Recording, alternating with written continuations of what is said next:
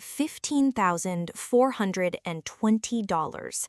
That's the number I want you to hold on to for the next hour, because by the end of this video, you're going to understand exactly how a company that didn't legally exist, not in the way it claimed to anyway, convinced me to hand over my life's belongings, my grandmother's china, my late father's tools, 4 years of my daughter's baby photos in physical albums because I never got around to scanning them. Every piece of it went onto a truck, and then it disappeared into a storage unit in a state I had never set foot in, held hostage until I agreed to pay a ransom dressed up on paper as an invoice. I want to be clear about something right up front, because this distinction matters more than anything else I'm going to tell you. This is not a story about a moving company that did a bad job. This is not a 3-star Yelp review about broken glassware and a rude driver. This is a story about a criminal organization, and I'm using that word deliberately because a county prosecutor and then a federal prosecutor both used that exact word in court filings, that operated across state lines, hid behind at least 6 different corporate names over 3 years, and had already done this to other families long before they ever touched mine. They picked me because I was moving for a new job, 3,000 miles away, on a 2-week deadline with a toddler and a work laptop and absolutely no time to double-check anything. They picked me because I looked on paper like an easy mark, a woman moving alone, a short timeline, a trusting phone voice on the other end of the line, relieved to have found someone who'd finally called her back. They were wrong. Over the next several months, I turned into someone I genuinely did not recognize. I learned how to read a Department of Transportation number, the way an accountant reads a balance sheet. I learned the difference between a binding estimate and a non-binding estimate, and I learned that difference the expensive way, on the worst day of this entire ordeal, standing on my own driveway watching my furniture get loaded onto a truck by men I'd never met.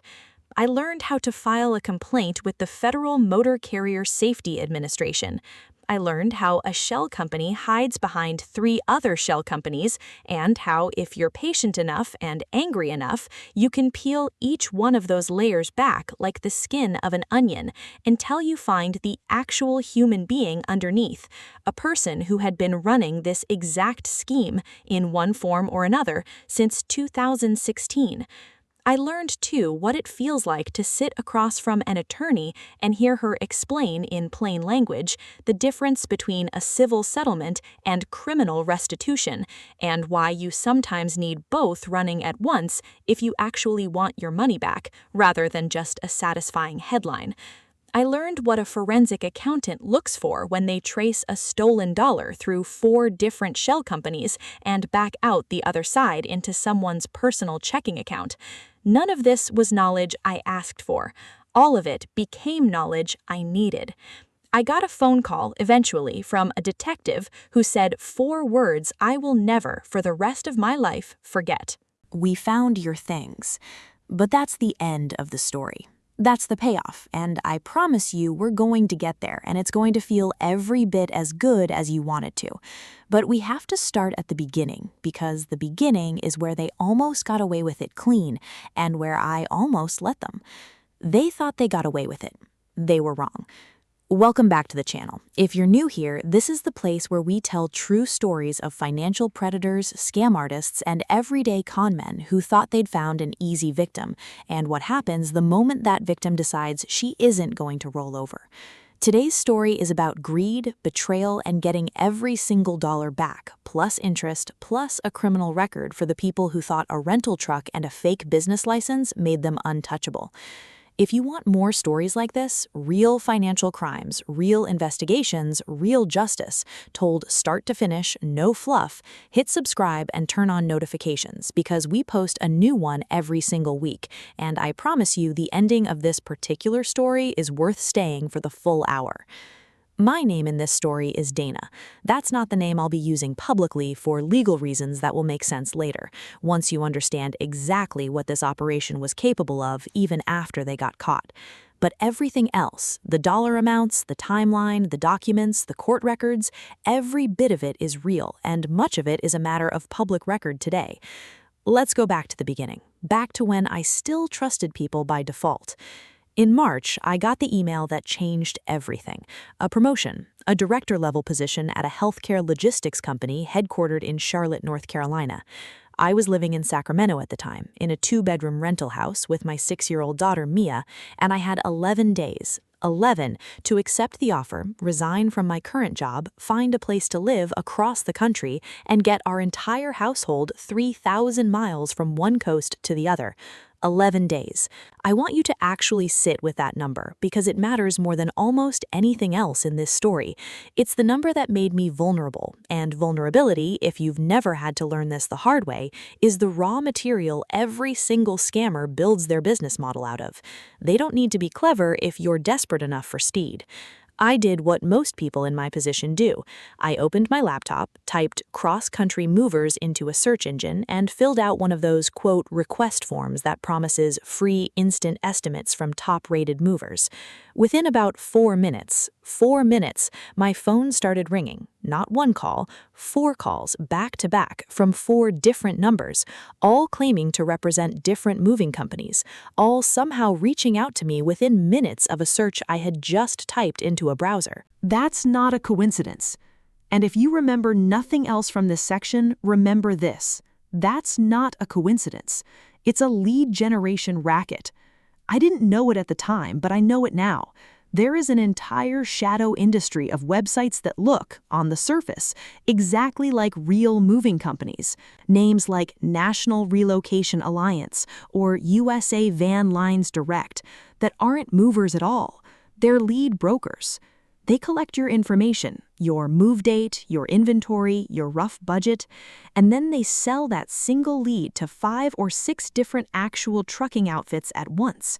Some of those outfits are legitimate, some aren't licensed to operate in half the states they claim to service, and some exist for exactly the purpose I'm about to describe to you.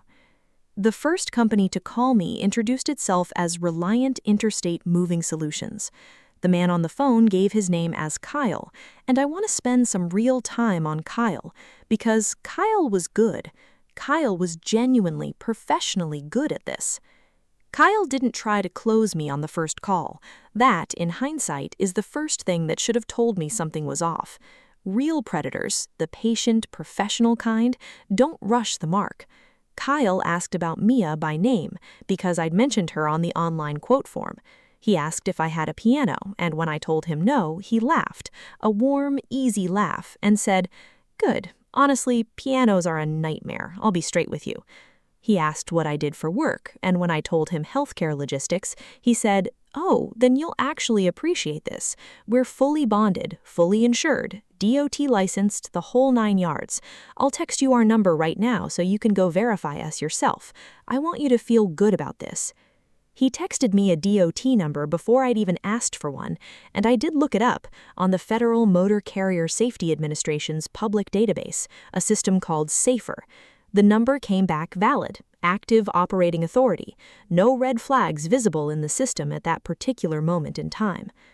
I want to walk through the second call with Kyle in a bit more detail because it's a near-perfect example of the specific playbook these operations run, and I think it's worth hearing almost like a transcript so you can recognize it if it ever happens to you. The first call he opened by asking how the DOT lookup had gone, which itself was a smart move, inviting the exact scrutiny he knew would come back clean. When I told him it checked out, he said, "Great, I figured you'd want to see that for yourself. I'd rather you trust the numbers than trust me." It's a disarming line. It sounds like humility.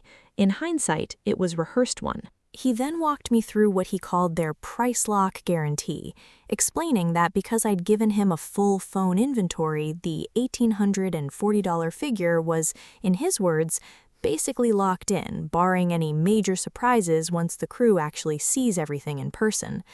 I asked directly what would count as a major surprise. He laughed and said, "Honestly, in your case, nothing. You gave me a really clean, accurate list. Most people forget half their garage." That answer, specific and reassuring, is exactly the kind of thing that closes the sale. It wasn't a lie you could easily fact-check, it was a feeling of being seen as the responsible, organized customer, which made the idea of a hidden reweighing clause feel irrelevant to someone like me. He also at one point offered to waive the deposit fee entirely as a one-time thing, then walked it back 30 seconds later, saying company policy required at least some deposit to hold the date, but that he'd see what he could do, and ultimately knocked it down from what he described as a standard $500 to $300. I remember feeling genuinely grateful for that $200 discount, a completely manufactured concession on a completely manufactured deposit amount, and it made me trust him more, not less. That's the mechanism. A small, visible act of generosity offered and slightly walked back builds more trust than a flat, unquestioned discount ever would, because it looks like a real negotiation rather than a script. Here's what I did not know then, and what almost nobody knows unless they've already been burned by it. DOT numbers can't be bought outright, but they can absolutely be gamed. Scam moving operations frequently register a brand new shell company, apply for a new DOT number, and then run that identity for anywhere from 6 to 18 months, burning through customer complaints, before the FMCSA's enforcement division finally flags the pattern and suspends the authority. Then, and this is the part that makes this scheme so durable, they simply open a new shell corporation under a slightly different name, apply for a fresh number, and start over with a completely clean-looking record. Reliant Interstate Moving Solutions had been registered exactly 4 months before Kyle ever called me. 4 months is more than enough time to build a record that looks clean to an ordinary consumer doing a 5-minute check. 4 months is nowhere near enough time for enough complaints to have piled up and triggered a flag. I didn't know any of that yet. I saw the word active on a government website and I felt my shoulders drop with relief. Kyle asked me to walk him through my inventory over the phone. A bedroom set, a sectional couch, a dining table with 6 chairs, roughly 40 boxes, a treadmill, and my father's tool chest, which I specifically mentioned by name because it mattered to me in a way most of my other possessions didn't. My dad had passed away 2 years earlier, and that chest, dented at the corners from decades of use in his garage, was one of the very few physical things I had left that still smelled faintly like him. I want to pause here because this detail becomes important later, and because it's the detail that still makes me the angriest when I think back on it. Kyle wrote that tool chest down. He asked what kind of tools were inside it. He asked how heavy it was, whether it had wheels, whether I'd want it loaded last so it came off the truck first. At the time, I genuinely believed he was just being unusually thorough with the estimate, a sign, I told myself, of a company that cared about details. Later, I would learn that scam moving operations frequently flag high-value or high-sentimental-value items internally, not to handle them with extra care, but because they already know exactly which items a desperate victim will pay almost any price to get back. My father's tool chest wasn't a line item on an inventory sheet to Kyle, it was collateral. Based on that phone-only inventory, no video walkthrough, no in-person survey, just a verbal list read off over a cell phone connection, Kyle gave me a quote, $1,840, for what he called a binding, not-to-exceed estimate, full-service move door-to-door. Pickup in Sacramento, delivery in Charlotte within 7 to 14 business days. $1,840 for a 3,000-mile relocation of an entire 2-bedroom household. I want you to sit with that figure for a moment, because if you have ever priced out a genuine long-distance move, you already know exactly what's wrong with that number. A legitimate cross-country move of that size with that weight and that mileage typically runs somewhere between $4,000 and $8,000, depending on the carrier, the season, and the exact cubic footage. $1,840 wasn't a good deal I got lucky finding. It was bait. It was the hook, and I was the fish who'd already had a rough month. But I was 11 days, then 9 days, then 6 days from a hard move-out date, exhausted, single parenting through packing boxes at midnight, and genuinely relieved to have found what looked, on the surface, like an affordable answer. I told myself the obvious, comforting story. Smaller company, lower overhead, maybe I just got lucky this once. I did not get lucky. Kyle emailed me a contract that same afternoon. I remember sitting at my kitchen table at 11 o'clock at night, Mia already asleep down the hall, scrolling through 11 pages of dense legal text on my phone screen, hunting for the parts I assumed would matter most: the price, the dates, the insurance coverage. I saw the number $1,840 sitting in the estimate section, and I felt my whole body relax with relief. What I did not do, what I now wish more than almost anything else I could go back and force myself to do, was carefully read page 7, section 4.2, titled in small print, Additional Services and Reweighing Provisions. I skimmed past it because it was formatted in tiny, single-spaced 10-point font, because it was 11 at night, and because I had convinced myself that a company with a verified active DOT number wouldn't bury a financial trap inside its own signed contract. That was my mistake. I want to say clearly, though, that it wasn't a moral failing. It was a deeply, painfully human one. And if you're watching this because something similar happened to you and you're sitting there right now feeling stupid for not catching it, you are not stupid. You were busy. You were trusting. You were under a deadline. These operations build their entire business model around exploiting precisely those 3 traits because they know exactly how common they are. I signed the contract electronically, right there at my kitchen table. I put down a deposit of $300 charged to my debit card, not a credit card, and I want to flag that detail right now because it becomes enormously important later.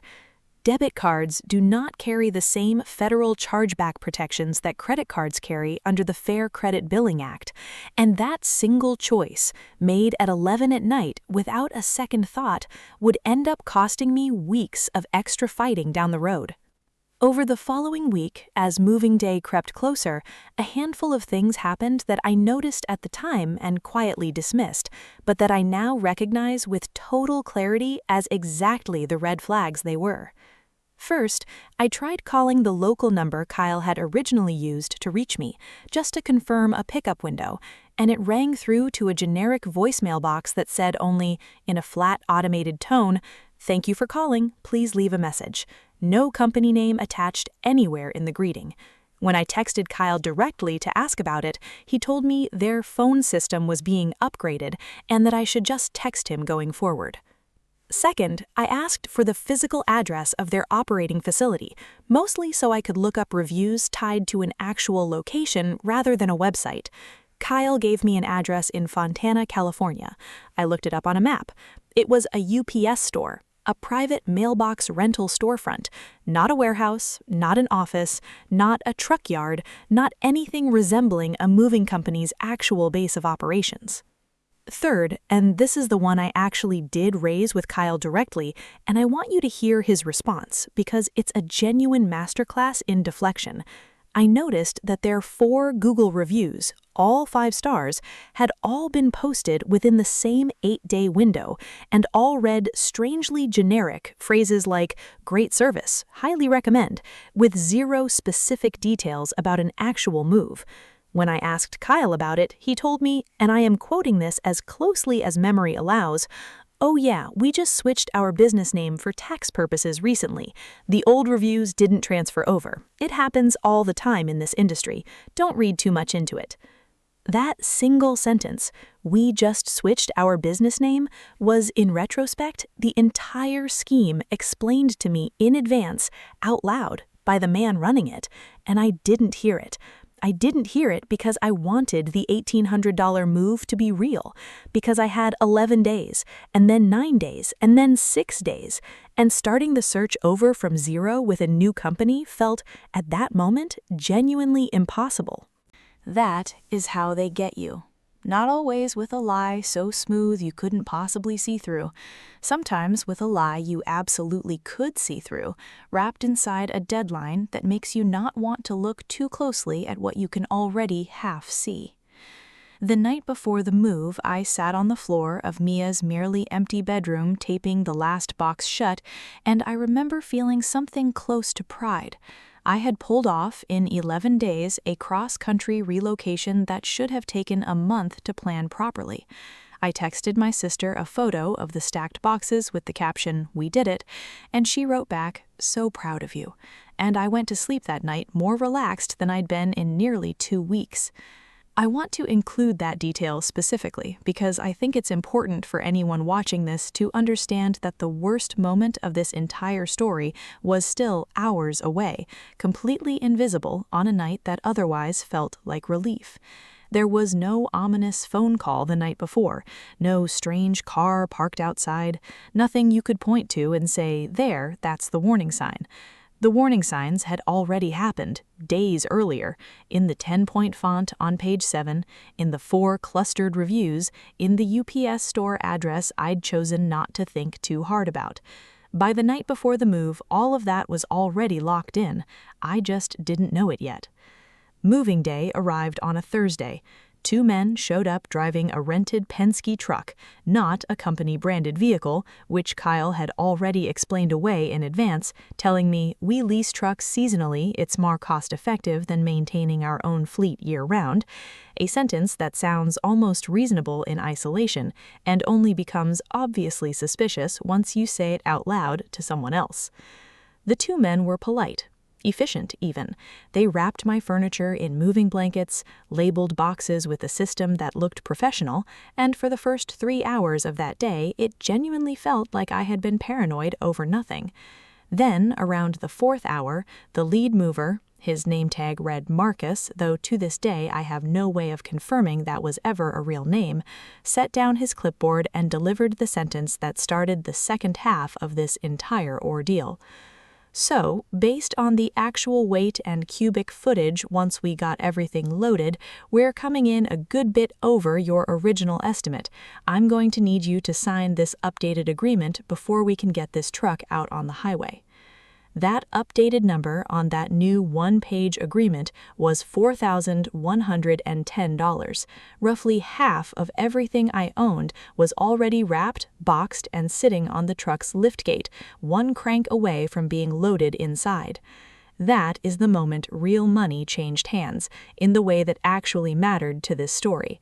Not the original $300 deposit, the moment I stood in my own driveway looking at half my life already loaded onto a truck driven by strangers, working for a company whose office was a UPS store, whose phone number rang to a nameless voicemail, and I did the math, standing right there on the asphalt, on what it would cost me in time, in money, in sheer sanity to say no and start over from zero with 6 days left. I signed. I paid an additional $1,600 on the spot, in cash, because Kyle, reached by phone in that moment, sounding apologetic and rushed, explained that the loading crew rate specifically required cash payment on site, a detail that felt, at the time, like a mild inconvenience, and that I now recognize as an enormous blinking red flag.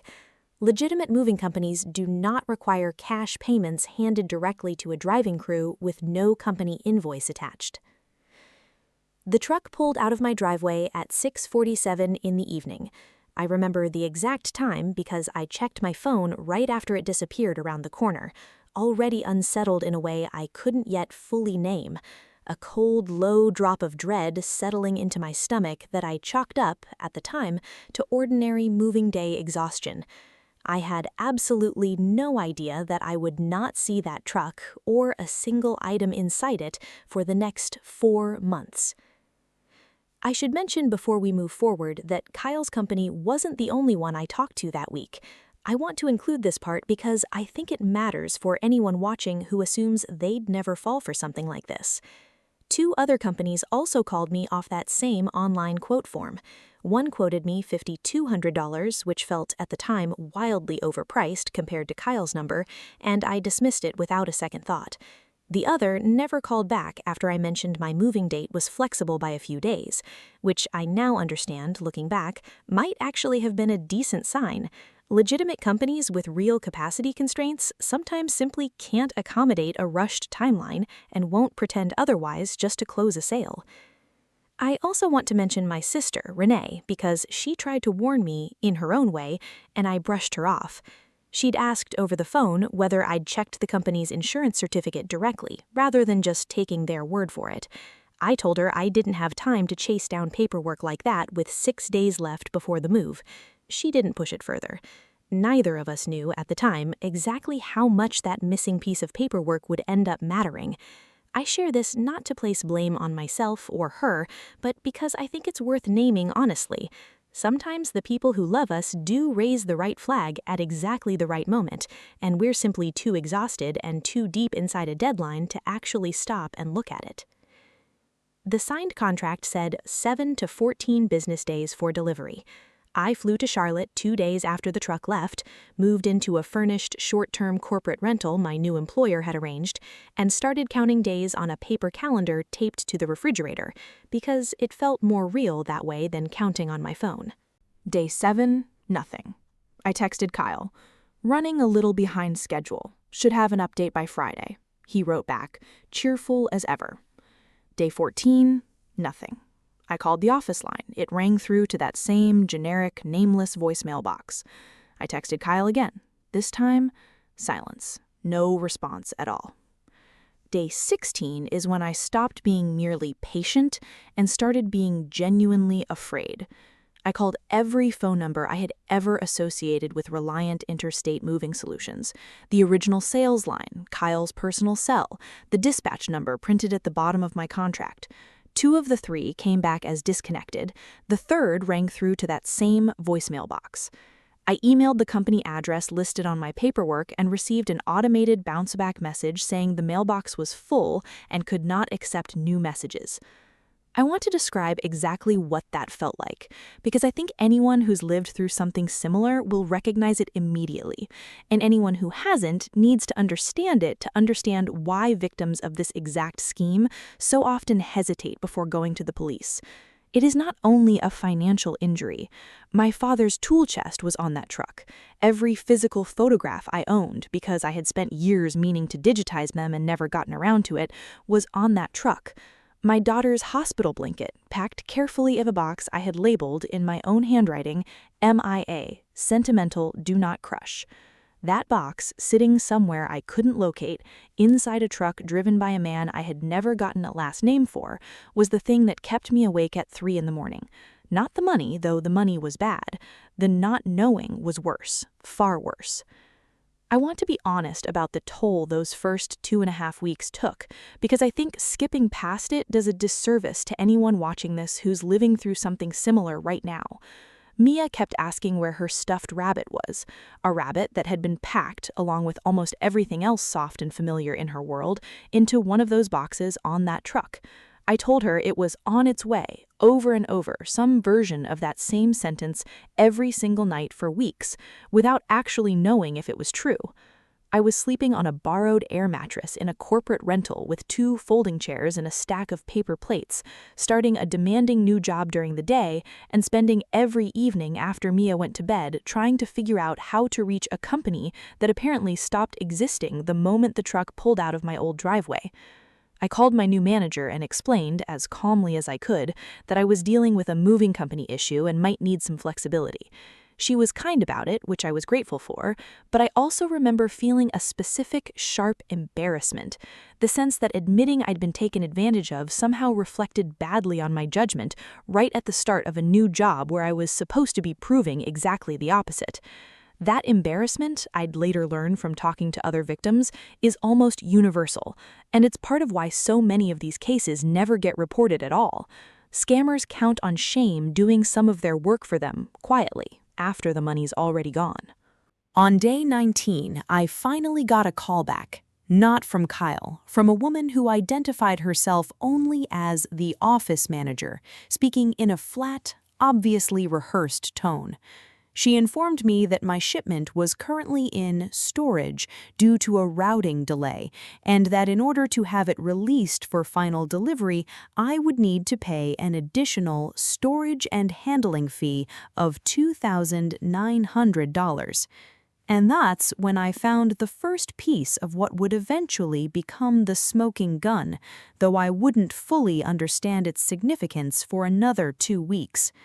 I asked her, keeping my voice steady, because some instinct told me hysterics would get me nowhere with someone reading from a script, exactly where my belongings were currently being stored. She said she didn't have that information in front of her. I asked for the physical address of the storage facility, purely for insurance documentation purposes. She said she would have someone follow up with that. Nobody ever followed up. I also filed a complaint that same week with my state's Attorney General's office, specifically their Consumer Protection Division, since North Carolina and California both maintain separate channels from the federal agencies for this kind of dispute. The response was measured and honest in a way I actually appreciated. A caseworker explained that interstate moving disputes often fall into a jurisdictional gray area between state and federal authority, and that my strongest paths forward were likely the FMCSA complaint and direct engagement with local law enforcement in the company's home jurisdiction, which is exactly what pushed me toward that call to the Fontana Detective's Office in the first place.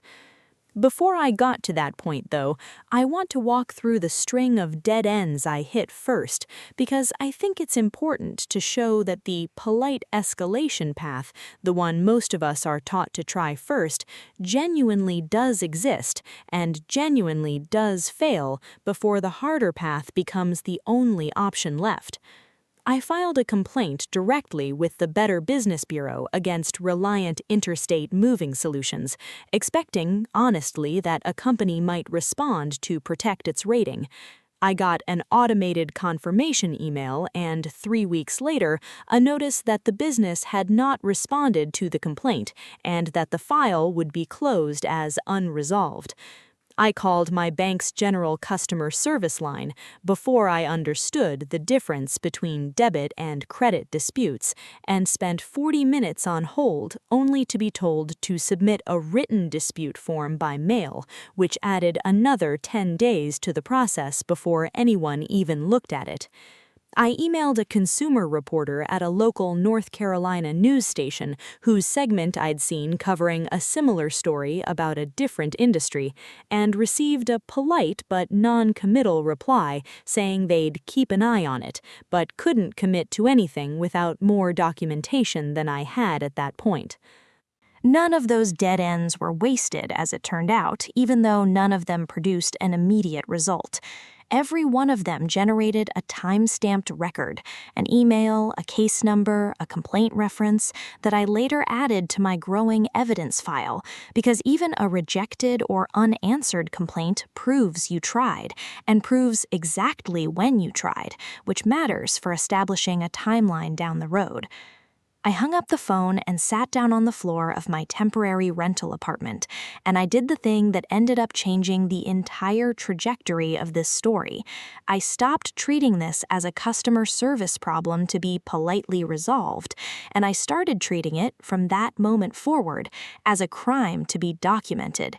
What was happening to me has an actual name in industry and regulatory language. It's called hostage load holding, when a moving company takes physical possession of a household's belongings and then refuses to deliver them unless the customer agrees to pay fees well beyond the original signed estimate. This practice is not a gray area. It is explicitly illegal under federal law. Under the regulations enforced by the Federal Motor Carrier Safety Administration, a mover operating under a binding estimate cannot demand additional payment beyond that figure as a condition of delivery, full stop.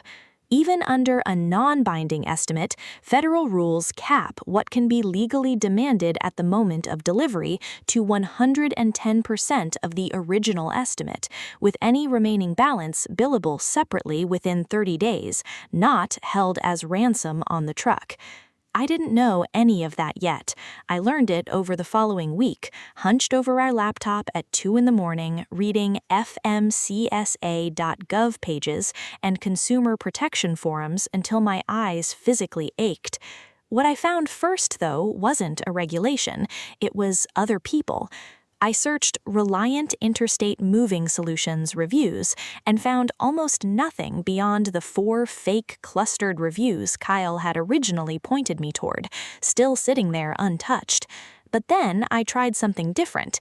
I searched the physical address, that same UPS store in Fontana, alongside the word moving, and alongside a handful of other keywords: scam, hostage, storage fee, ransom.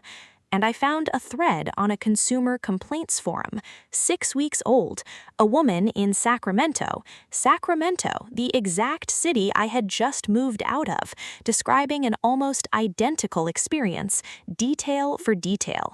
A suspiciously low quote, a truck that arrived and then doubled the price on moving day once half her belongings were already loaded, a delay stretching well past the contracted window, a demand for a storage fee to release her goods. The company name in her post, though, wasn't Reliant Interstate Moving Solutions, it was Golden State Long Haul Movers. Same address, the exact same UPS store in Fontana. That is the moment I understood for the very first time that I wasn't dealing with a single bad company having a rough quarter. I was dealing with a business model. One operation running under multiple corporate identities, burning through each name as complaints slowly piled up, then simply starting fresh under a new one, likely reusing the same UPS store mailbox, quite possibly the same trucks, and almost certainly the same crew of movers. I reached out to the woman behind that post. She gave me permission to use only her first name in telling this story: Renata. Renata told me her own ordeal had taken 4.5 months to resolve, and that it had only resolved at all because she eventually paid the second ransom fee out of sheer exhaustion, just to get her belongings back before losing her mind entirely. She never recovered a single dollar of the money she'd already lost. She gave me one piece of advice that completely rearranged how I approached everything that came after. They will not care how much you scream at them on the phone. They will only respond to something that ends up costing them significantly more than the money they're currently trying to squeeze out of you. That sentence changed my entire strategy. I stopped wasting energy trying to get through to the office manager. I started deliberately and methodically building a case. I opened a spreadsheet that night, and I want to say plainly, if you ever find yourself in a situation even remotely like this, build that spreadsheet on day 1, not on day 19, the way I did.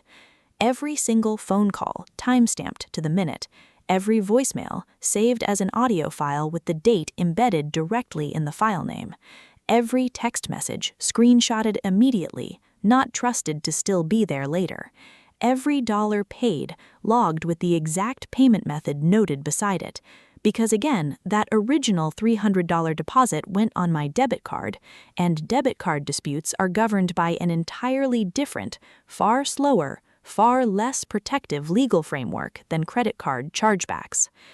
Inside that spreadsheet, I built out a full timeline and a running list of the company names I now suspected were connected: Reliant Interstate Moving Solutions, Golden State Long Haul Movers, and 2 more names I uncovered over the following days of digging: USA Premier Van Lines and Coast to Coast Household Transport. I built a dedicated column for phone numbers because I had already noticed that scam operations frequently reuse the same numbers or numbers tied to the same VoIP provider across an otherwise unrelated set of shell company names. And there, in that column, I found the first real pattern: 3 of the 4 company names shared a phone number prefix tied to a Google Voice area code out of Ontario, California, not the country, the city sitting in California's Inland Empire, roughly 20 minutes from that UPS store in Fontana. All 4 company names had been registered as limited liability companies within 11 months of one another, each with a different named registered agent listed on paper, but every single one sharing that identical commercial mailing address. And that is when I found the smoking gun. Buried inside the California Secretary of State's Public Business Search Database, a resource that is free, public, and something I deeply wish I had checked before I ever signed a single contract, I found the actual legal registered agent name attached to 2 of the 4 LLCs. Not Kyle, not the office manager, a real verifiable legal name tied to a real business filing that also happened to surface when I cross-referenced county civil court records for phrases like unpaid judgment and consumer complaint household goods. There were already 2 small civil judgments sitting against that individual, both unpaid, both stemming from moving-related consumer disputes filed within the prior 18 months.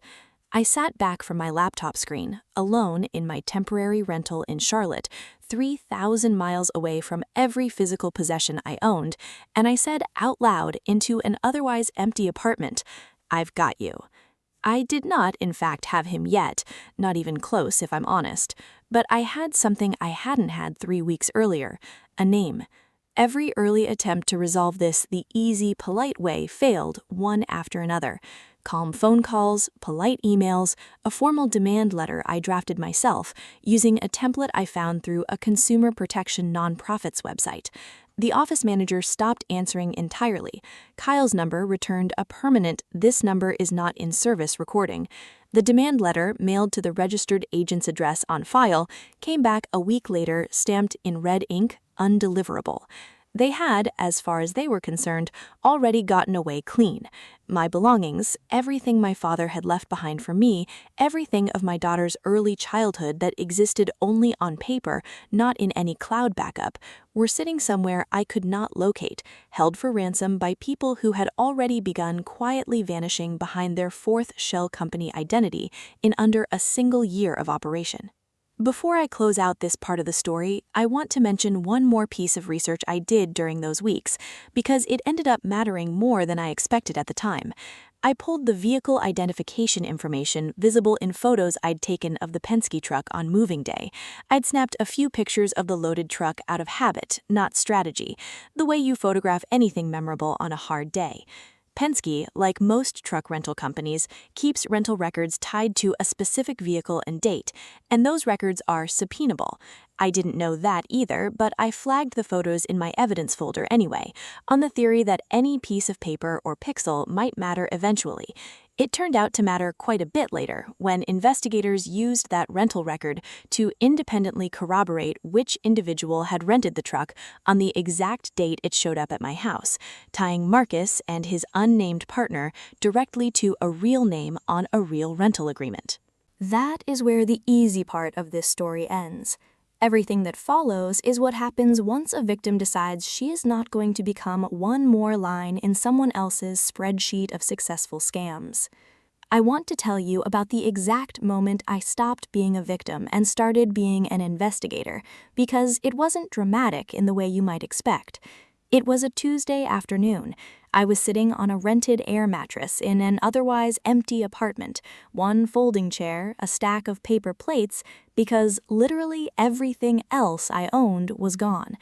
I opened a blank document, and at the very top of the page I typed, "Evidence log, case against Reliant Interstate Moving Solutions et al." The et al mattered to me. I already knew by that point this wasn't a single company, it was a network, and I intended to document the whole thing, not just my one small corner of it. My first call went to the Federal Motor Carrier Safety Administration. I filed a formal complaint through their National Consumer Complaint Database, accessible to any household goods shipper. I listed every company name I had, every DOT number I could locate that was associated with any of them, every dollar amount, every relevant date. That complaint generated a federal case reference number, which I taped physically to the inside cover of a binder I had started keeping. I want to stress something here. Filing that single complaint does not by itself get your belongings back, but it does something almost as valuable. It creates an official federal paper trail, and it formally flags the carrier for review, which becomes enormously important later if and when this situation escalates from a civil dispute into an actual criminal case.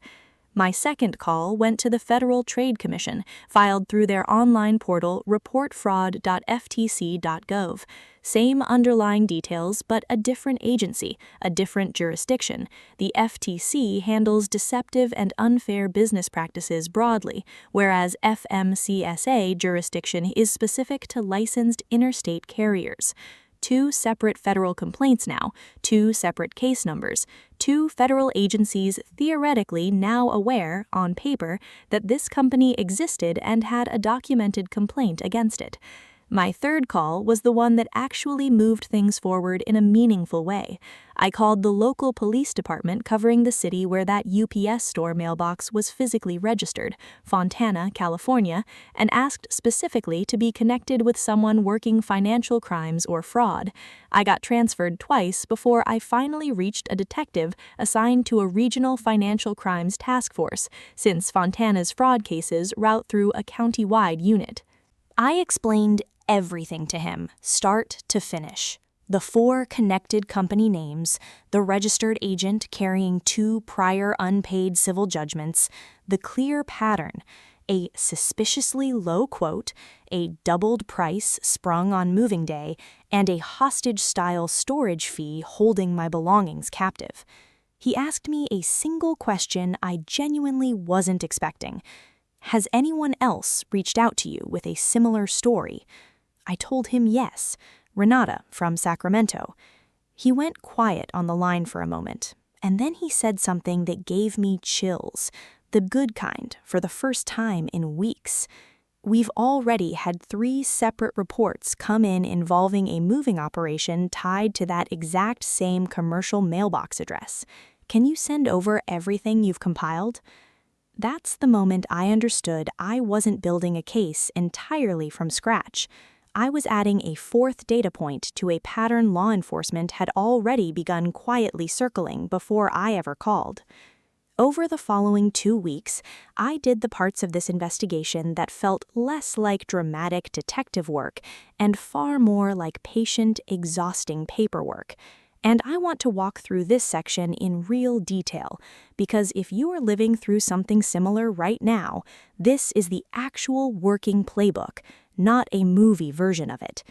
I pulled every relevant bank statement and highlighted each transaction tied to the move, the original $300 debit card deposit and the $1,600 cash payment I'd made on moving day, for which I had no proper receipt, only a handwritten slip with no company letterhead at all, just a scrawled dollar figure and the single word paid.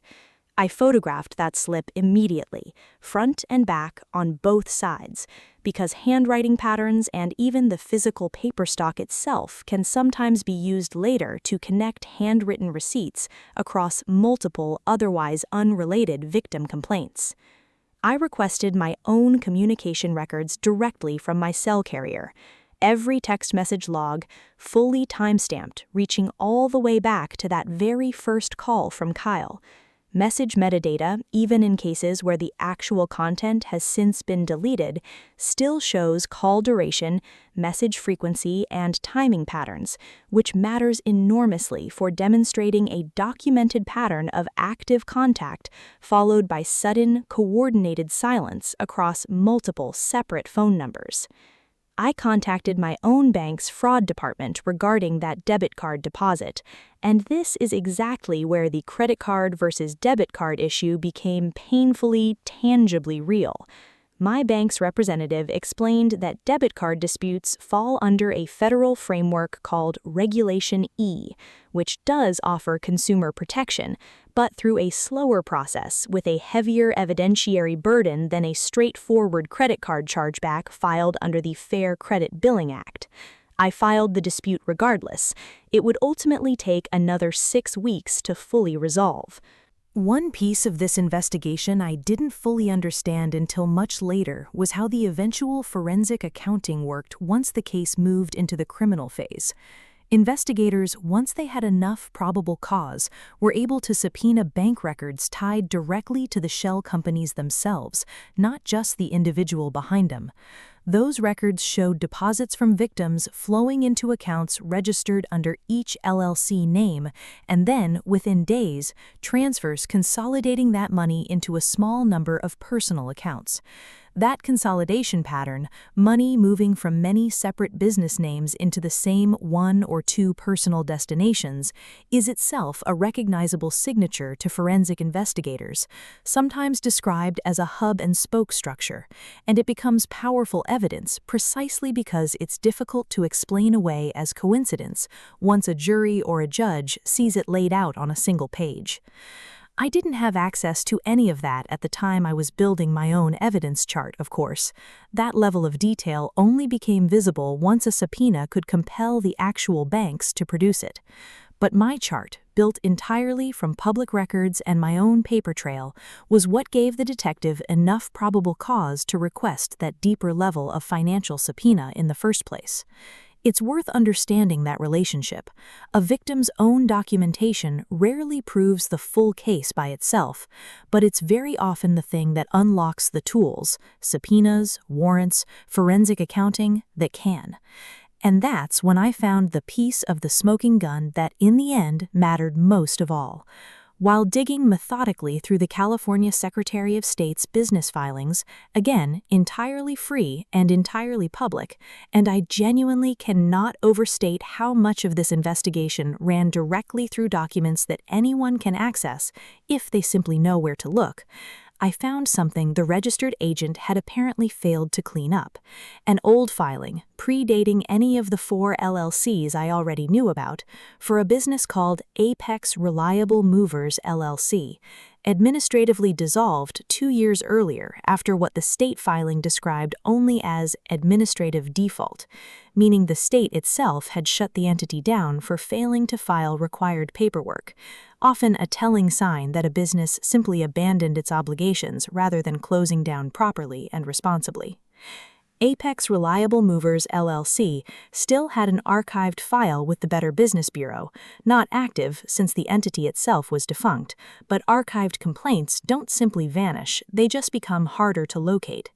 I dug through the Internet Archive's Wayback in Time machine, a tool that stores historical snapshots of old web pages, and found a cached version of Apex Reliable Movers' original website from roughly 3 years earlier. The photographs on that old website, stock images of a warehouse interior, a fleet of moving trucks, a smiling crew posed in matching branded polo shirts, were the exact same photographs, pixel for pixel, that had appeared on the Golden State Long Haul Movers website Renata had sent me weeks earlier. Same photos, same page layout, same About Us paragraph word for word, with only the company name itself swapped out. This was the entire pattern laid bare in one sitting, one continuous operation running under at least 5 different corporate names across 3 years, each rebrand collecting a fresh set of victims before enough complaints accumulated to force the next name change. I built an actual chart, literally a spreadsheet-turned chart, with the company names running across the top and shared identifying elements running down the side. Shared stock photography, shared UPS store mailing address, shared phone number prefix, shared registered agent identity, shared complaint patterns and language, 5 columns. Every single row matched across at least 3 of those 5 companies. I sent that chart to the detective. I attached it as supplemental evidence to my FMCSA complaint. I sent it to a consumer protection attorney I located through my state bar association's lawyer referral service, who agreed to take my case on a partial contingency basis, specifically because of how thorough the documentation already was, which, I want to underline, is exactly why documentation like this matters so much in practice. Attorneys are far more willing to take on a difficult case when a client hands them a nearly finished argument instead of a folder full of scattered, confused feelings. Around this same time, I tracked down a second victim through a combination of the Better Business Bureau's archived complaint file and a local news station's old consumer complaint segment that had briefly covered a different household's identical story 2 years earlier under the Apex Reliable Movers name. That victim, an older man named Walt, had lost access to his late wife's jewelry box for nearly 5 weeks before finally paying a release fee of $1,800 just to get his belongings back. He'd never filed a police report at the time, assuming, in his words, that nobody was going to care about one old man's stuff. When I called him and explained what I'd found, the chain of company names, the shared UPS store address, the pattern stretching back years before either of us was ever involved, he agreed to give a statement to the detective as well. His statement, covering a period well before Renata's or mine, became critical for prosecutors later because it helped establish the multi-year pattern required for supporting the more serious federal charges, rather than a single, isolated state-level incident. I want to pause on that specifically because it's a detail I didn't appreciate until my attorney explained it to me directly. A single victim, even with excellent documentation, often reads to a prosecutor's office as a civil dispute, a contract gone wrong, a he said, she said over an estimate. A documented pattern across multiple victims, spanning multiple years and multiple shell companies, reads as something else entirely, a criminal enterprise. Every additional victim I found didn't just add another data point, it changed the entire legal category the case fell into. My attorney's first move, once she'd reviewed everything, was to send a formal demand letter under her own letterhead rather than mine, a small distinction that turned out to matter enormously. A demand letter from an attorney carries an implicit signal that the next step, if ignored, is litigation, and it's typically routed differently by anyone who receives it, assuming they're paying attention at all. Ours, like my earlier one, came back undeliverable at the registered address, but this time we had a second address to try, the Rancho Cucamonga residence tied to the driver's license the detective had already pulled through the UPS store subpoena. That version of the letter was received and signed for. She explained to me over one of our early calls how a civil case and a criminal case actually interact in practice, because I'd assumed, wrongly, that they were the same track. They're not. The criminal case belongs entirely to the state or to federal prosecutors.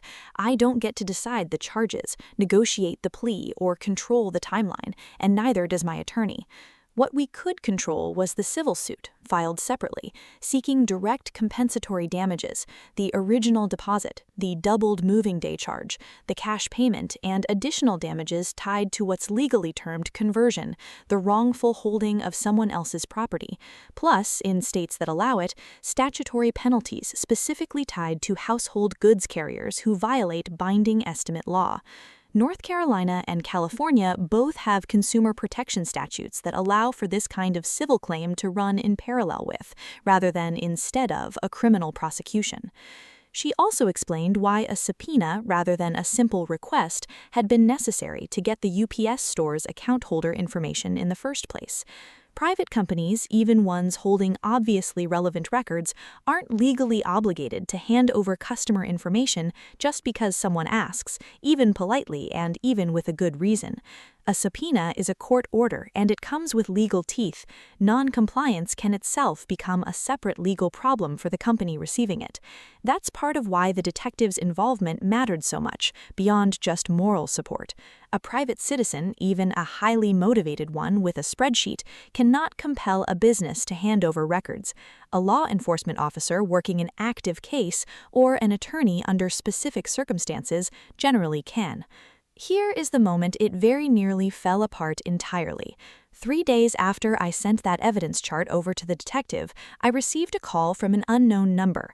Not Kyle's voice, a different man, calm, almost warmly conversational, offering to resolve this whole misunderstanding if I would agree, in writing, to formally withdraw every complaint I had filed, sign a private settlement covering the return of my belongings, and accept a one-time payment of $1,000 as final resolution in exchange for signing a non-disclosure agreement and promising not to pursue the matter any further.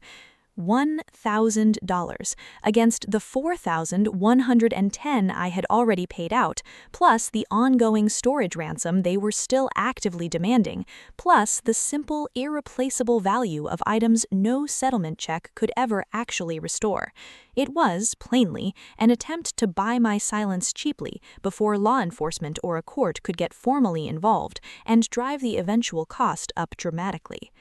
I did not sign anything. I called my attorney immediately, and she told me something I now repeat to nearly everyone I talk to about this.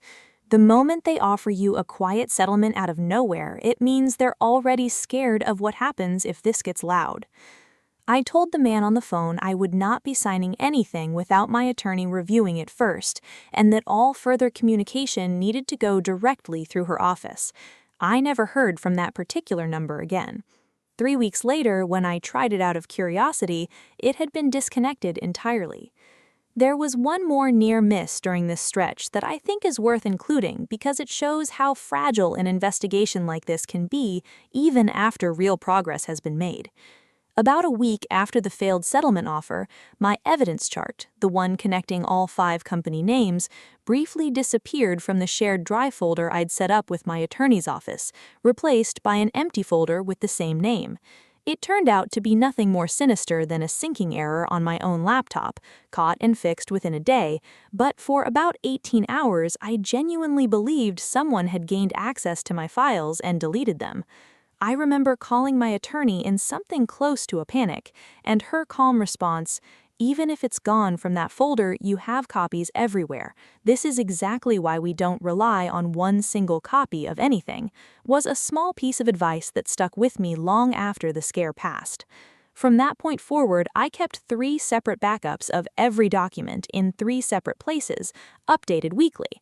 A habit I still keep today for reasons that have nothing to do with moving companies anymore.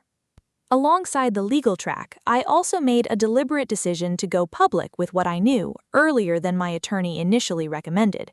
She'd cautioned me that posting details online before charges were filed could theoretically expose me to a defamation claim if I got any specific fact wrong, so I was careful to stick strictly to documented, verifiable details, dates, dollar amounts, company names pulled directly from public filings, rather than characterizations or accusations I couldn't back up with a document. I posted a long, plainly worded account in 3 different local moving and relocation groups on social media, along with the chart connecting the 5 company names, and asked directly whether anyone else had experienced something similar. Within 4 days, I'd heard from 2 more people describing partial versions of the same story.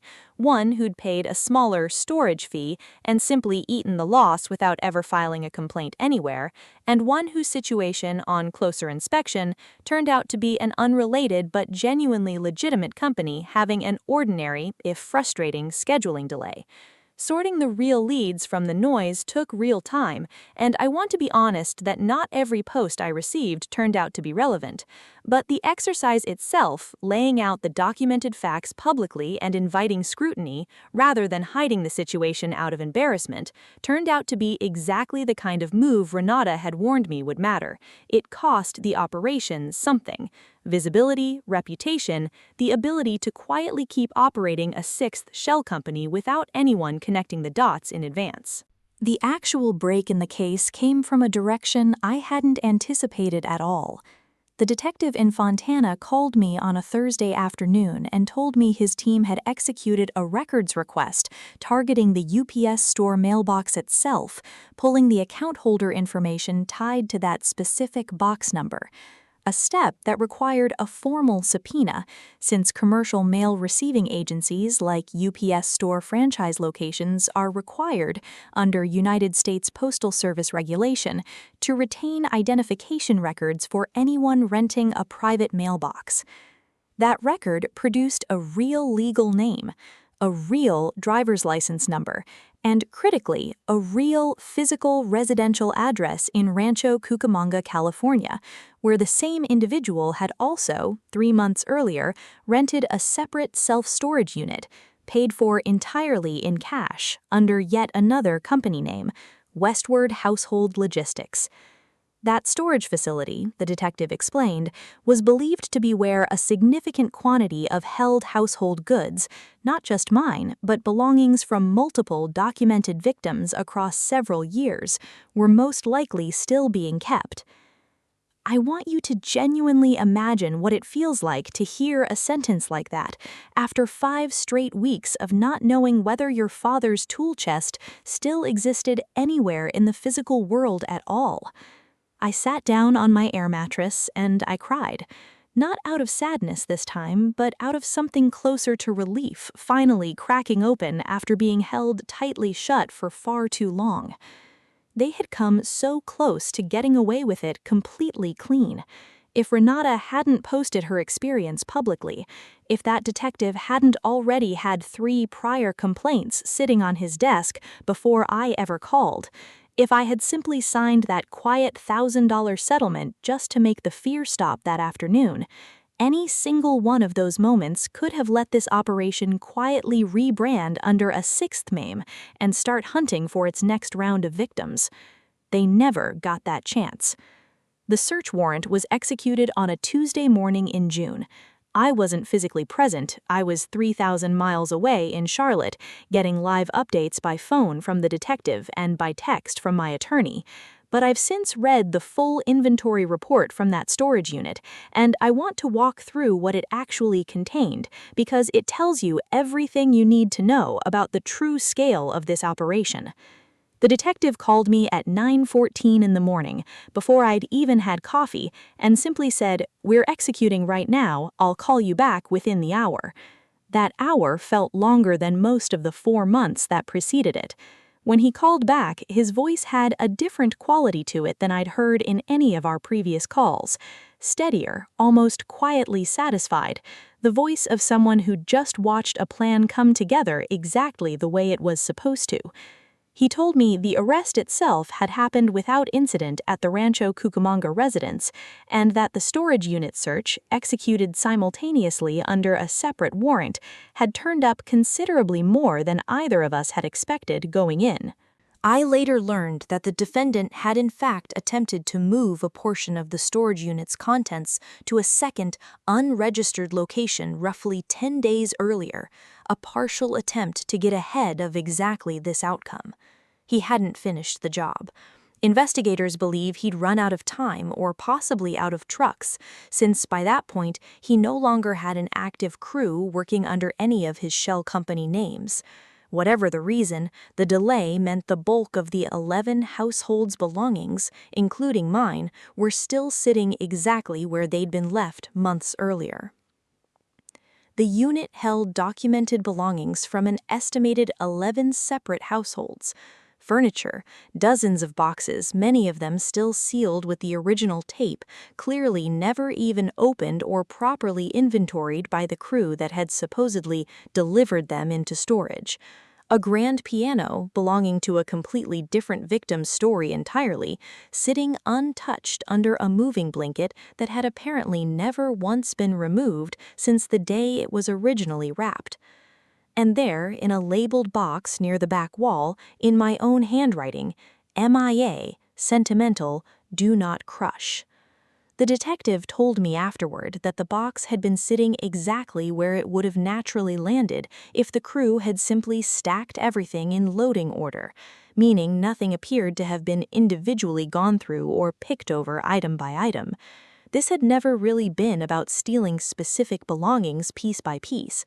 It was about extracting money, with the belongings serving purely as leverage. That distinction mattered enormously to my own emotional recovery, even though, financially, the theft itself was every bit as real and every bit as damaging. My father's tool chest was there, Damaged, one corner crushed almost certainly from months spent stacked beneath heavier furniture, but present and intact enough inside that everything he'd left me had survived.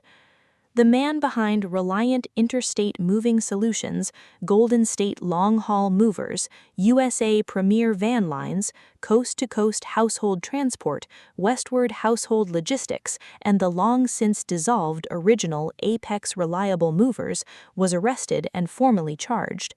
The specific charges, according to the County District Attorney's Office, included grand theft by false pretenses, extortion, and operating as a household goods carrier without proper legal authority, a direct violation of both state motor carrier statutes and federal regulations under FMCSA jurisdiction.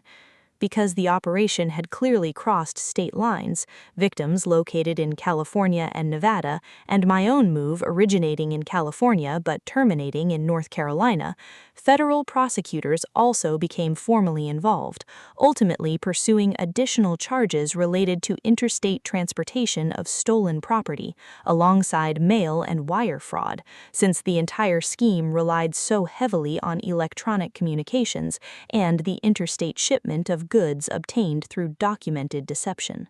I want to be genuinely honest about something here, because too many stories like this one skip straight past this part in favor of a cleaner, tidier ending. The criminal case took a full 9 more months to resolve after the arrest itself. It did not wrap up neatly within one clean news cycle. There were procedural continuances. There was a stretch of several weeks where I genuinely worried the charges might quietly get negotiated down to something closer to a misdemeanor with a fine attached. But the documentation held up, and it mattered enormously. My spreadsheet mattered. The connection to Renata mattered, because when prosecutors eventually went looking for additional victims, they didn't just find the 11 households discovered inside that one storage unit. They found 17 more people who had, over the preceding 3 years, quietly paid ransom-style storage fees and simply given up afterward, assuming there was nothing further to be done about it. Restitution was formally ordered as part of an eventual plea agreement. The defendant ultimately chose to plead guilty rather than risk a jury trial on the full scope of federal charges, which carried significantly more potential prison time attached. The total restitution order came to just over $310,000, distributed across all 28 officially identified victims based on each person's individually documented losses. Renata's restitution came to just under $9,000, covering both the original ransom fee she'd paid to get her belongings released and additional damages tied to items that had been damaged in the months her furniture spent improperly stored. Waltz came to closer to $2,200, a smaller figure reflecting his smaller original loss, but he told me afterward that the number mattered less to him than simply having someone in a position of authority finally tell him, on the record, that what happened to him wasn't his fault for not being careful enough, a phrase he'd apparently told himself for 2 full years before I ever called him. My own portion of that restitution came to $11,910, covering the original $300 deposit, the $1,600 cash payment from moving day, and a calculated figure representing the practical and emotional harm tied to the delay and the physical damage, which my attorney had carefully built into the parallel civil claim we filed alongside the criminal case. Civil and criminal proceedings are able to run side by side in situations like this.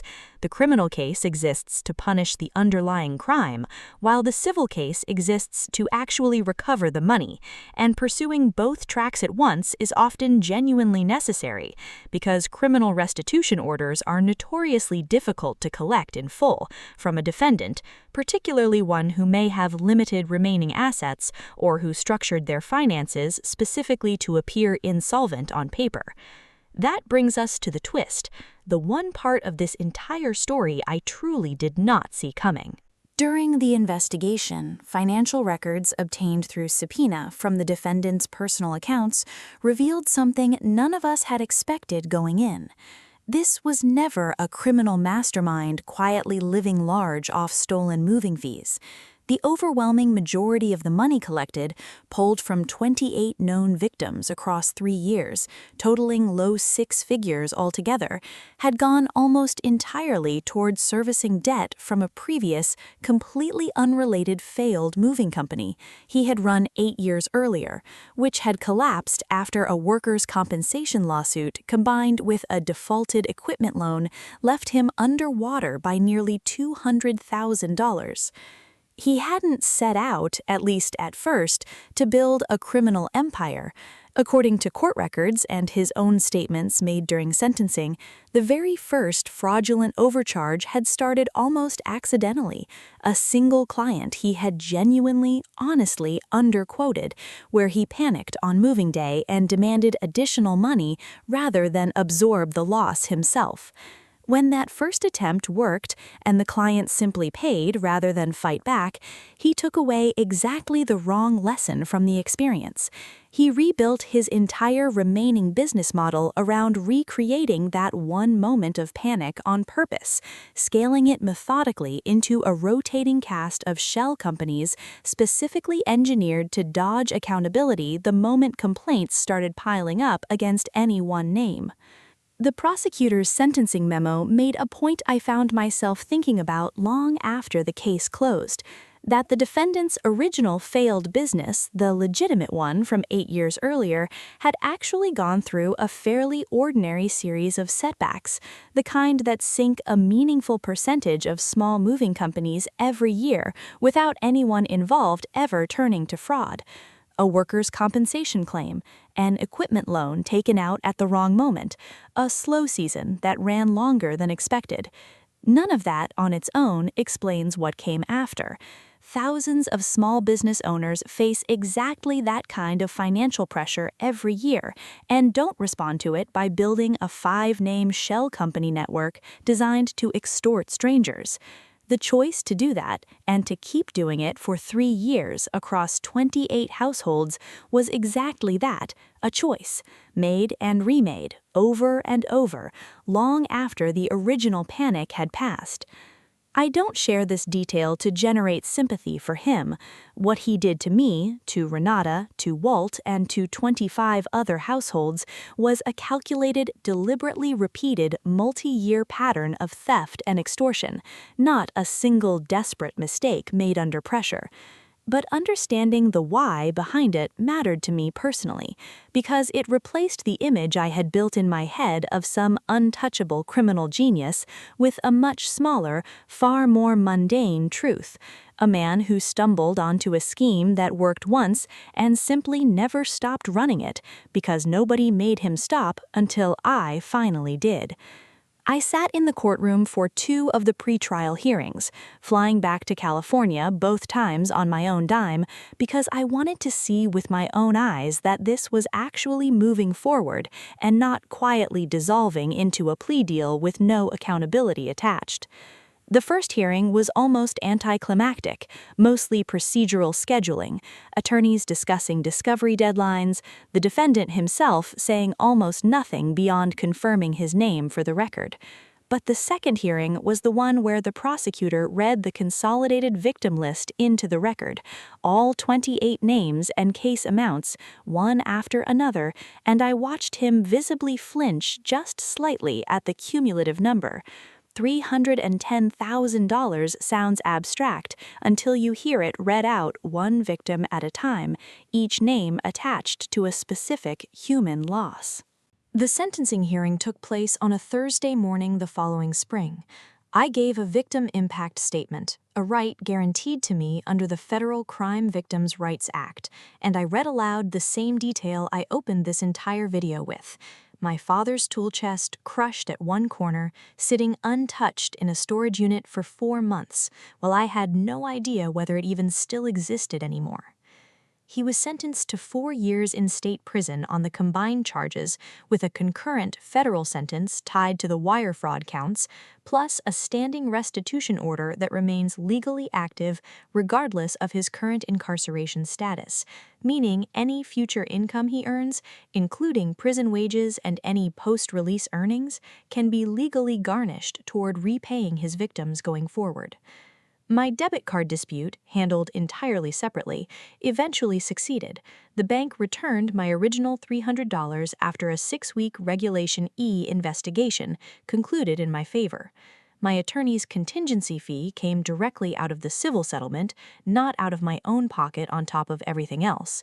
Between the restitution order, the debit card reversal, and a modest additional claim I was able to file through my renter's insurance policy covering the physical item damage, I recovered the entire financial loss, plus a modest amount beyond it, accounting for 4 months of stress and disruption, though honestly, no dollar figure has ever fully accounted for what those 4 months actually took out of me.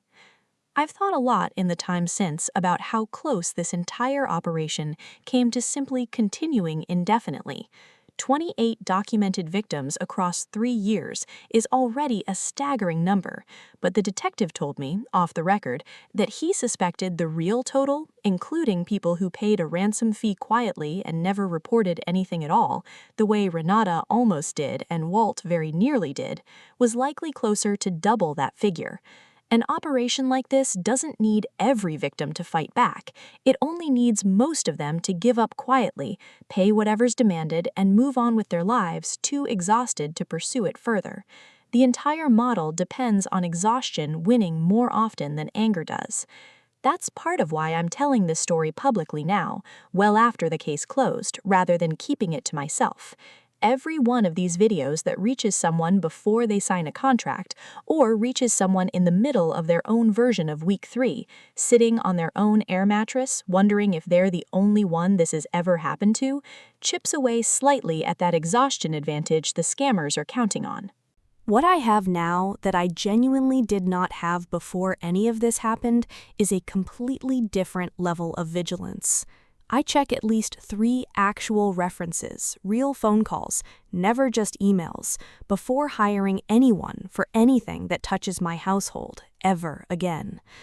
I pay for everything with a credit card now, never a debit card, never cash, no matter how urgent someone on the other end of a call insists the payment needs to be. I know precisely what a non-binding versus a binding estimate legally means, and I ask for it in writing before a single box ever gets wrapped in a moving blanket. And I know now with total certainty that when someone hands you a suspiciously low quote and refuses to show you a real physical business address you can actually go stand in front of, that cheap price was never actually cheap. It was simply a deposit on a much larger bill, one that always, eventually, comes due. Mia got her stuffed rabbit back, by the way, still wrapped exactly as I'd packed it, a small detail that mattered more to me than almost anything in the official settlement paperwork. She's older now and doesn't remember much about those 4 months, which I consider one of the few genuine mercies to come out of the entire ordeal. I remember all of it, in detail, and I've decided to turn that memory into something useful rather than something I simply carry around quietly. That's part of why I'm telling you this story tonight. So here's what I genuinely want you to walk away with from all of this, because if this video reaches even one single person before they sign a moving contract of their own, that matters to me more than any view count ever could. First, always verify a moving company's DOT number yourself directly through the FMCSA's public Safer database, and don't simply take a number they text you at face value. Check that the company name actually matches what comes up in the system, and check exactly how recently the operating authority was granted. A carrier registered within only the last 6 to 12 months, especially one offering a suspiciously low quote, deserves a great deal of extra scrutiny before you sign anything. Second, insist on a written, binding estimate, and make sure you actually understand what that specific word, binding, legally protects you from. It caps, in writing, before the truck ever shows up at your door, exactly what a mover can legally charge you.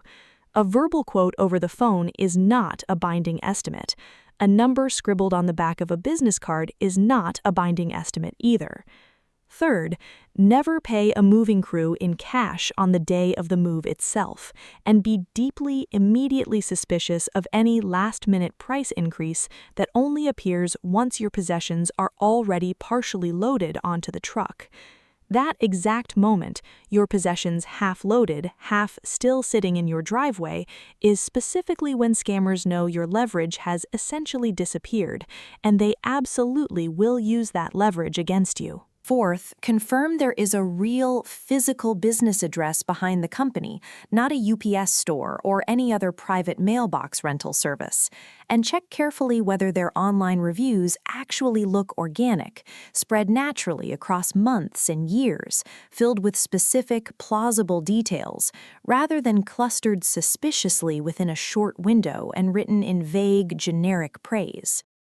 And fifth, and this might genuinely be the most important one of all, if something does go wrong, document absolutely everything, starting on day 1, not on day 19 the way I did. Screenshots, call logs, payment records, every company name and every phone number you encounter. File complaints with the FMCSA's National Consumer Complaint Database and with the FTC through reportfraud.ftc.gov. Even if some part of you assumes nothing will ever come of it, because you might end up being the 4th complaint that finally tips a detective's quiet investigation into real active motion, exactly the way Renata's public post, Walt's old complaint, and one other victim's individual report ultimately became the case that finally caught the person who did this to me. A few smaller warning signs before I let you go that I've since learned to watch for beyond the big 5. Be wary of any mover who won't put a name and license number on the estimate itself, not just a company name. Be wary of a company whose only web presence is a single landing page with a contact form and no history you can trace back further than a few months. Be wary of additional crew fees or fuel surcharges introduced verbally on moving day that weren't itemized anywhere in your original written contract. And be wary generally of anyone who pressures you to sign something quickly on a phone screen at night without time to actually read it, because that pressure is very often not a coincidence. It's a tactic refined over years, aimed specifically at people just like the person I was on that Thursday afternoon in my own driveway, watching half my life disappear onto a truck. A few of you, I know from past videos, will have specific questions about the mechanics of all this, so let me answer the ones I get asked most often before we close out. Could I have avoided this entirely by paying more upfront? Almost certainly yes. A legitimate mover charging $4,000 to $8,000 for this size of move would have had far less incentive to manufacture a hostage load scheme, since their margins weren't already built around an artificially low bait quote designed to be inflated later. The $1,800 price wasn't a discount, it was the first move in the con. Did homeowners or renters insurance actually help here? Only partially and only after the fact. Most standard renters or homeowners policies don't cover goods in transit during a move unless you've specifically added a rider or unless the moving company's own cargo insurance applies. And household goods movers are required to offer at least basic released value protection, typically 60 cents per pound per item, which sounds reasonable until you realize that a 50-pound television valued at $800 would only be covered for $30 under that baseline option. Full value protection, which actually covers replacement cost, is usually offered at an additional charge, and I hadn't purchased it because Kyle never clearly explained the difference, and I never clearly asked. Was it worth hiring an attorney given the contingency fee cost? Without question, yes, and I'd tell anyone in a similar position to at least get a consultation, because most consumer protection attorneys in this space offer free initial consultations, specifically to evaluate whether a case has enough documentation to be worth pursuing. Mine took roughly a third of the eventual civil settlement, which still left me significantly better off than if I'd tried to navigate a multi-state civil claim entirely on my own. If you've ever been scammed by a moving company, by a contractor, by anyone who held something you loved hostage in exchange for money, I genuinely want to hear about it. Tell me what happened in the comments below. Sometimes simply writing it out and having other people confirm that none of it was your fault is the very first real step toward actually doing something about it. If this story meant something to you, hit subscribe, because we tell one of these every single week. Real financial crimes, real investigations, and real justice, told all the way through, start to finish. I think back sometimes to that Tuesday afternoon, sitting on the floor of an empty apartment with one folding chair and a stack of paper plates, opening a blank document and typing "evidence log" at the top of the page. I didn't feel powerful in that moment. I felt exhausted and scared and genuinely unsure whether any of it would go anywhere. It took 4 more months of phone calls, subpoenas, dead ends, and one very unsettling settlement offer before I got the call that told me it had actually worked. I share that timeline honestly because I don't want anyone watching this to think the answer is always fast, or always clean, or always guaranteed. Sometimes it's slow and frustrating and full of voicemail boxes that never call back. But slow and frustrating is not the same thing as impossible, and impossible is exactly what they're counting on you believing. Thank you, genuinely, for watching all the way to the end. And to anyone out there right now sitting on an air mattress of their own, waiting on a phone call about a truck that should have arrived weeks ago, please don't give up. Build the spreadsheet. Make every single call. File every complaint, even the ones that feel pointless in the moment. They think they'll get away with it. Make absolutely sure they're wrong.